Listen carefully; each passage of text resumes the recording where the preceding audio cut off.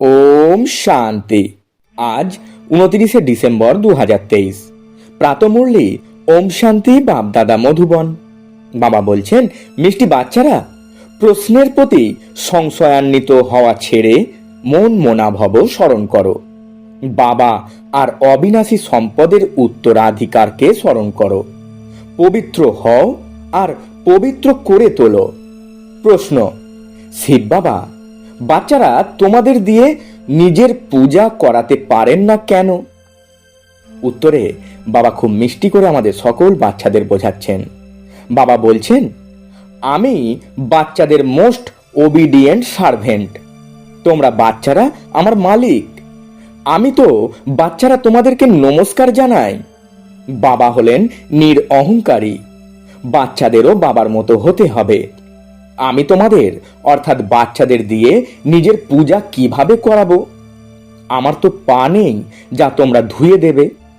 তোমাদের তো ঈশ্বরের সহযোগী হয়ে বিশ্বের সেবা করতে হবে। গীত: নির্বলের সাথে বলবানের লড়াই। ওম শান্তি। নিরাকার শিব ভগবানুবাচ। শিব বাবা নিরাকার, আর আত্মারা যারা শিব বাবা বলে তারাও আসলে নিরাকার। নিরাকার দুনিয়ার বাসিন্দা। এখানে পাঠ বা ভূমিকা পালন করবার জন্য সাকার রূপে এসেছে। তোমাদের সবার পা আছে, কৃষ্ণেরও পা আছে। পাকেই সবাই পূজা করে, তাই না? শিব বাবা বলেন, আমি তো ওবিডিয়েন্ট। আমার তো পা নেই যে তোমাদের দিয়ে পা ধোয়াবো বা পূজা করাবো। সন্ন্যাসীরা পা ধোয়ায় না, গৃহস্থ মানুষ গিয়ে ওদের পা ধুইয়ে দেয়। পা তো মানুষের হয়। শিব বাবার তো পা নেই যে তোমাদের পা ধুয়ে পূজা করতে হবে। এ হলো পূজার সামগ্রী। বাবা বলেন, আমি তো জ্ঞানের সাগর। আমি আমার বাচ্চাদের দিয়ে কি করে পা ধোয়াবো? বাবা তো বলেন, বন্দে মাতরম। মায়েদের এরপর কি বলা উচিত? হ্যাঁ, দাঁড়িয়ে বলবে, শিব বাবা নমস্কার, যেমন সেলাম মালেকম বলে। বাবাকেই সর্বপ্রথম নমস্কার করা উচিত। বাবা বলেন, আই অ্যাম মোস্ট ওবিডিয়েন্ট। অসীম জগতের সার্ভেন্ট আমি। নিরাকার আর কত নিরঅহংকারী। এখানে পূজার কোনো কথাই নেই। মোস্ট বিলাভেড বাচ্চারা যারা অসীম জাগতিক সম্পত্তির মালিকানা পেতে চলেছে, তাদের দিয়ে কিভাবে পুজো করাবো? তবে হ্যাঁ, ছোট বাচ্চারা বাবার পায়ে নত জানু হয়, কেননা বাবা বড় গুরুজন। কিন্তু বাস্তবে তো বাবা বাচ্চাদের সার্ভেন্ট। বাবা জানেন যে বাচ্চাদের মায়া অনেক ভাবে বিরক্ত করে। খুব কঠিন সময়, অপার দুঃখ এখনো অনেক আসবে। এ সবই অসীম জাগতিক কথা। তখনই অসীম জগতের বাবা আসেন। এই দুঃখের সময় বাবা আসেন। বাবা বলেন, দাতা আমি একজনই, অন্য আর কেউ দাতা হতে পারে না। বাবার কাছে সবাই চায়। সাধু সন্তরাও মুক্তি প্রার্থনা করে। ভারতের গৃহস্থ মানুষেরা ভগবানের কাছে জীবন মুক্তি প্রার্থনা করে। সুতরাং দাতা একজনই। গাওনও আছে, সবার সদ্গতি দাতা একজনই। সাধুরাই যেখানে সাধনা করে, অন্যদের সদ্গতি ওরা কিভাবে দেবে? মুক্তি ধাম আর জীবন মুক্তির ধাম দুয়েরই মালিক একজন, শিব বাবা। উনি নিজের সময় অনুসারে একবারই আসেন। এছাড়া বাকি সবাই জন্ম মৃত্যুর চক্রে আসে। ইনি একবারই আসেন যখন রাবণ রাজ্য শেষ হতে যায়, তার আগে আসেন না। ড্রামায় পার্ট নেই। সুতরাং বাবা বলেন, তোমরা আমার দ্বারাই আমাকে চিনতে পারো। মানুষ জানে না, তাই সর্বব্যাপী বলে দেয়। এখন তো রাবণ রাজ্য, ভারতবাসীরাই রাবণকে জ্বালায়। অতএব এটাই প্রমাণ হয় যে ভারতেই রাবণ রাজ্য, রাম রাজ্য ভারতেই। এসব কথা রাম রাজ্য স্থাপনাকারীরাই বোঝাতে পারে কিভাবে রাবণ রাজ্য হয়। এসব কথা কে এসে বোঝান? নিরাকার শিব ভগবানুবাচ। আত্মাকে শিব বলা হয় না। আত্মারা সব শালিগ্রাম। শিব একজনকেই বলা হয়। শালিগ্রাম তো অনেক আছে। এ হলো রুদ্র জ্ঞান যজ্ঞ।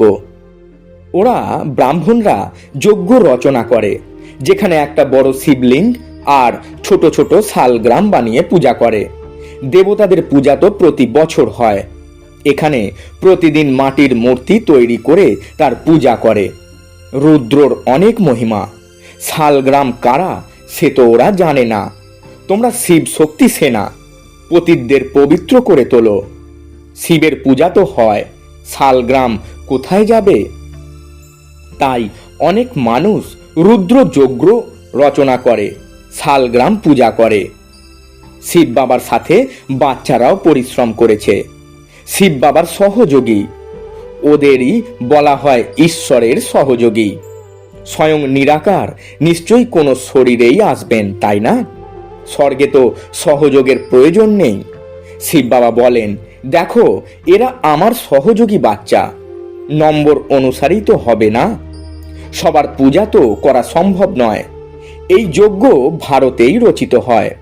এই রহস্য বাবাই বোঝান। ওরা ব্রাহ্মণরা বা শেঠরা থোড়াই এসব জানবে। বাস্তবে এটাই হলো রুদ্র জ্ঞান যজ্ঞ। বাচ্চারা পবিত্র হয়ে ভারতকে স্বর্গ করে তোলে। এটা একটা বড় হসপিটাল, যেখানে যোগ দ্বারা আমরা এভার হেলদি হয়ে উঠি। বাবা বলেন, আমাকে স্মরণ করো। দেহ অহংকার হলো প্রথম বিকার, যা যোগ ছিন্ন করে দেয়। বডি কনসাস মানে দেহ বোধ হলোই বাবাকে ভুলে যায়, আর তখনই আরো বিকারগ্রস্ত হয়ে পড়ে। নিরন্তর যোগে থাকাই অনেক পরিশ্রমের। মানুষ কৃষ্ণকে ভগবান মনে করে, তারা পূজা করে, কিন্তু সে তো পতিত পাবন নয় যে তার চরণকে পূজা করতে হবে। শিব তো হলেন চরণবিহীন। উনি এসে তো মাতাদের সার্ভেন্ট হন আর বলেন, বাবা আর স্বর্গকে স্মরণ করলে তোমরা 21 জন্মের জন্য রাজত্ব করতে পারবে। 21 কুলের গাউনও আছে। অন্য কোনো ধর্মে এই গাউন নেই।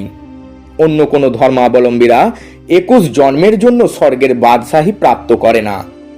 এটাও ড্রামায় নির্ধারিত। দৈবী ধর্মের যারা অন্য ধর্মে ধর্মান্তরিত হয়েছে, তারাই আবার বেরিয়ে আসবে। স্বর্গে তো অপার সুখ, নূতন দুনিয়া, নূতন মহল অনেক সুখ প্রদান করবে। অল্প পুরনো হয়ে গেলে কিছু না কিছু দাগ লেগে যায়, তখন তাকে মেরামত করা হয়। যেমন বাবার অপরম্পর মহিমা, ঠিক তেমনই মহিমা স্বর্গের, যার মালিক হওয়ার জন্য তোমরা পুরুষার্থ করছো। আর কেউ স্বর্গের মালিক বানাতে পারে না। বাবা বলছেন, তোমরা বাচ্চারা জানো বিনাশের সিন দৃশ্যাবলী কতখানি বেদনাদায়ক। তার আগেই বাবার অবিনাশী উত্তরাধিকার গ্রহণ করা উচিত। বাবা বলেন, এখন আমার হও, অর্থাৎ ঈশ্বরীয় কোল গ্রহণ করো। শিব বাবা বড়, তাই না? সুতরাং তোমাদের প্রাপ্তিও অগাধ। স্বর্গের অপার সুখের নাম শুনলেই মুখে জল এসে যায়। বলাও হয় অমুকে স্বর্গবাসী হয়েছে। স্বর্গ ভালো লাগে, তাই না?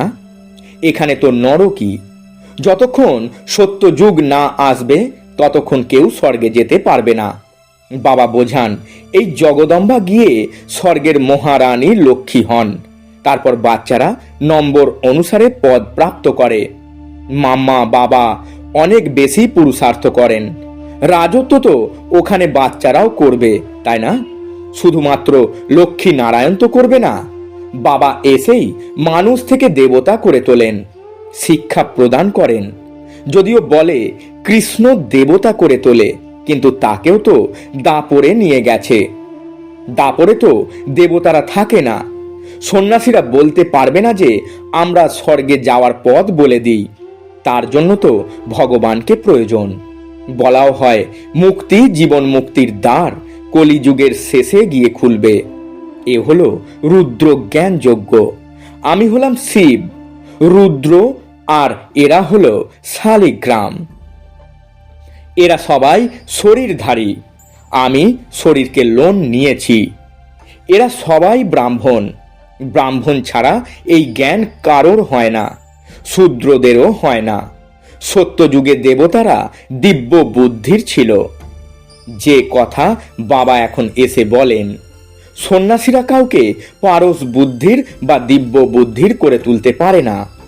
যদিও নিজেরা পবিত্র থাকে কিন্তু রোগগ্রস্ত হয়।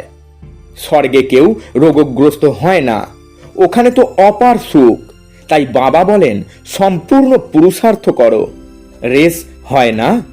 এ হলো রুদ্রমালার গাঁথা রেস। আমি আত্মাকে যোগের দৌড় লাগাতে হবে। যত যোগ যুক্ত হবে বোঝা যাবে এ দ্রুত দৌড়াচ্ছে, তার বিকর্ম বিনাশ হতে থাকবে। তোমরা উঠতে বসতে চলতে ফিরতেও যাত্রাপথে আছো। বুদ্ধি যোগ দ্বারা এ হলো এক সুন্দর যাত্রা। তোমরা বলো, স্বর্গের এমন অপার সুখ প্রাপ্তির জন্য কেন পবিত্র থাকবো না? মায়া আমাদের কোনোভাবেই টলাতে পারবে না। প্রতিজ্ঞাবদ্ধ হতে হবে। অন্তিম জন্ম, মরতে তো হবেই। তবে কেন বাবার কাছ থেকে অবিনাশী বর্ষা গ্রহণ করব না? অসংখ্য বাচ্চা বাবার প্রজাপিতা তিনি, নিশ্চয়ই নূতন রচনা সৃষ্টি করবেন। নূতন রচনা হয় ব্রাহ্মণদের। ব্রাহ্মণরা হলো রুহানি সোশ্যাল ওয়ার্কার। দেবতারা তো প্রালব্ধ ভোগ করে। তোমরা ভারতের জন্য সার্ভিস করো, তাই তোমরাই স্বর্গের মালিক হও। ভারতের সার্ভিস করা মানেই সবার সার্ভিস করা। সুতরাং এ হলো রুদ্র জ্ঞান যজ্ঞ। রুদ্র শিব বাবাকে বলা হয়, নাকি কৃষ্ণকে?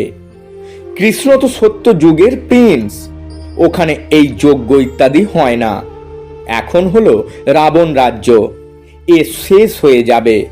তারপর আর কখনো রাবণ তৈরি হবে না। বাবা এসেই এই শিকল থেকে মুক্ত করেন। এই ব্রহ্মাকেও শিকল থেকে মুক্ত করেছেন, তাই না? শাস্ত্র পড়তে পড়তে কি অবস্থা হয়েছিল। তাই বাবা বলছেন, এখন আমাকে স্মরণ করো। যাদের বাবাকে স্মরণ করার সাহস নেই, পবিত্র থাকে না, তারা অপ্রয়োজনীয় প্রশ্ন করতে থাকে। বাবা বলেন, মন মনা ভব। যদি কোনো বিষয়ে নিজেকে দিশে হারা মনে হয়, তবে সেই বিষয় থেকে সরে এসো। মন মনা ভব। এমন নয় যে প্রশ্নের রেসপন্স না পেয়ে এই পড়াই ছেড়ে দেবে। বলে, ভগবান আছে যখন, তখন রেসপন্স কেন করবে না? বাবা বলেন, তোমাদের কাজ হলো বাবা আর অবিনাশী উত্তরাধিকারকে স্মরণ করা। চক্রকেও স্মরণ করতে হবে। ওরা মানে ভক্তি মার্গীয়রা ত্রিমূর্তি আর চক্রকে দেখায়। লিখে থাকে সত্যমেব জয়তে, কিন্তু অর্থ কিছুই বোঝে না। তোমরা বোঝাতে পারো। শিব বাবাকে স্মরণ করলে সূক্ষ্ম বতনবাসী ব্রহ্মা বিষ্ণু শঙ্কর স্মরণে আসবে, আর সদর্শন চক্র স্মরণ করলে বিজয়ী হতে পারবে। জয়তে অর্থাৎ মায়াকে জয় করা কতখানি বোঝার ব্যাপার। এখানে অনেক নিয়ম আছে। হংস সভায় বক বসতে পারে না। তোমরা যারা ব্রহ্মা কুমার কুমারী, তোমাদের ওপর অনেক রেসপন্সিবিলিটি রয়েছে, কারণ তোমরা স্বর্গের পরী তৈরি করো। সর্বপ্রথম যখন কেউ আসে, তাকে সব সময় জিজ্ঞাসা করো, আত্মার বাবা কে জানো? প্রশ্ন যে জিজ্ঞাসা করবে নিশ্চয়ই সে জানবে। সন্ন্যাসীরা এমনটা কখনো জিজ্ঞাসা করবে না, ওরা তো জানেই না। তোমরা তো জিজ্ঞাসা করবে, অসীম জগতের বাবাকে জানো? প্রথমে তাঁর সাথে যুক্ত হও। ব্রাহ্মণদের এটাই নেশা থাকা উচিত। বাবা বলেন, হে আত্মারা, আমার সাথে যোগ যুক্ত হও, কেননা আমার কাছেই আসতে হবে। সত্যযুগের দেবী দেবতারা বহু কাল বিচ্ছিন্ন ছিল, তাই সর্বপ্রথম জ্ঞান তারাই পাবে। লক্ষ্মী নারায়ণ 84 জন্ম সম্পূর্ণ করেছে, সুতরাং প্রথম জ্ঞান তাদেরই পাওয়া উচিত। মনুষ্য সৃষ্টির যে বৃক্ষ বা ঝাড় রয়েছে, তার পিতা হলেন ব্রহ্মা, আর আত্মার পিতা হলেন শিব। অতএব বাবা আর দাদা হলেন, তাই না? তোমরা হলে তার পৌত্র, ওনার কাছ থেকেই তোমরা জ্ঞান প্রাপ্ত করো। বাবা বলেন, আমি নরকে গেলেই তো স্বর্গ রচনা করতে পারবো। মানে এই বর্তমান পৃথিবীতে এলে তবেই বাবা স্বর্গ রচনা করতে পারবেন। শিব ভগবানুবাচ, লক্ষ্মী নারায়ণ ত্রিকালদর্শী নয়। ওদের এই রচয়িতা আর রচনার জ্ঞান নেই, তাহলে তাদের পরম্পরা কিভাবে চলে? কেউ কেউ ভাবে এরা তো শুধু বলে দেয় সকলের মৃত্যু আসছে, কিন্তু কিছুই তো হয় না। এর উপরে একটি দৃষ্টান্ত আছে না? এক রাখাল বালক প্রায় বলতো বাঘ এসেছে, বাঘ এসেছে, কিন্তু বাঘ আসেনি। শেষ পর্যন্ত সত্যি একদিন বাঘ এলো আর সব কটি ছাগলকে খেয়ে ফেললো। এসব কথা এখানকার জন্যই।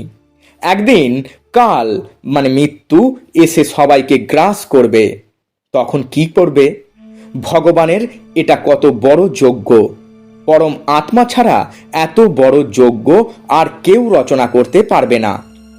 ব্রহ্মাবংশী ব্রাহ্মণ হলেও পবিত্র না হলে এখানেই মরতে হবে। শিব বাবার কাছে প্রতিজ্ঞা করতে হয়, মিষ্টি বাবা, স্বর্গের মালিকানা প্রদানকারী বাবা, আমি তো তোমারই, শেষ পর্যন্ত তোমার হয়েই থাকব। এমন বাবা বা সাজনকে পরিত্যাগ করলে মহারাজা মহারানী হতে পারবে না। আচ্ছা, মিষ্টি মিষ্টি হারানিধি বাচ্চাদের প্রতি মাতা পিতা বাপদাদা স্মরণে স্নেহ সুমন আর সুপ্রভাত। আত্মাদের পিতা তার আত্মারূপী বাচ্চাদেরকে জানাচ্ছেন নমস্কার। আমরা আত্মারূপী বাচ্চারা আমাদের আত্মারূপী মাতা পিতা বাপ দাদাকে জানাই স্মরণে স্নেহ সুমন আর সুপ্রভাত এবং শত কোটি নমস্কার। ধারণার জন্য মুখ্য সার। প্রথম পয়েন্ট, সত্যিকারের খোদাই খিদমতগার হয়ে মানে ঈশ্বরের সহযোগী হয়ে ভারতকে স্বর্গ তৈরি করার কার্যে পবিত্রতা রক্ষা করে বাবার সহযোগী হয়ে উঠতে হবে। আধ্যাত্মিক বা রুহানি সোশ্যাল ওয়ার্কার হতে হবে।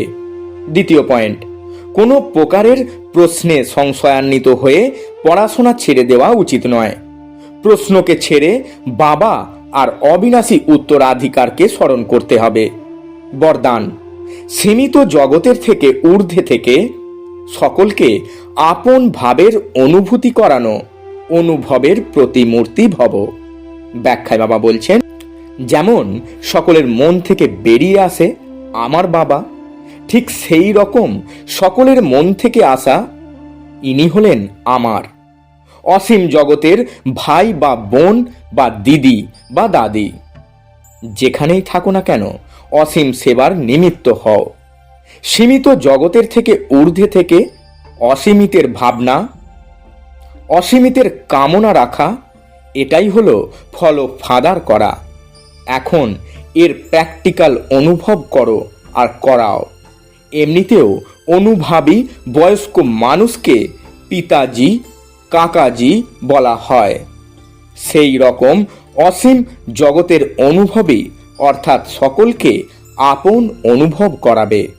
স্লোগান, উপরাম স্থিতির দ্বারা উড়তি কলায় উড়তে থাকো, তবে কর্মরূপী ডালপালা বন্ধনে ফাঁসবে না। ওম শান্তি। নমস্কার।